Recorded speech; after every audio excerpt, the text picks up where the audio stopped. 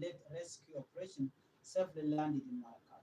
On Friday, March 7, President Kiir, in his address addressing the situation in Upper Nile State, reported that a plane had crashed, killing all passengers on board following a tragic rescue mission.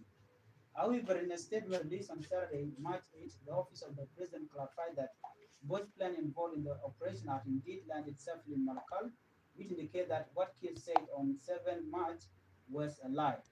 Uh, Contrary to earlier reports, the passengers, some of whom PDF and the governor of governor of Afghan State, which is Jim Soto. The statement further confirmed that the second plane, which had been previously unaccounted for, also landed safely. Unfortunately, two crew members were injured, and one crew member tragically succumbed to gunshot wound during the incident.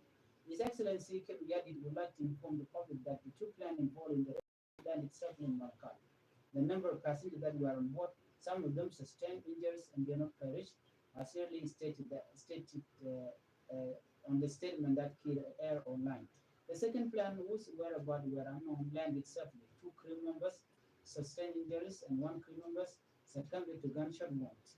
His Excellency, the King Yadi, the President, wished the wounded soldiers and the crew members a speedy recovery and thanks the nation for keeping peace.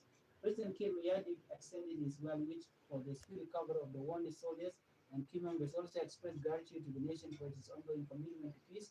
The President urges South Sudanese to remain united in this challenging time, emphasizing the need for stability, particularly in Upper State, as the nation faces these difficult circumstances.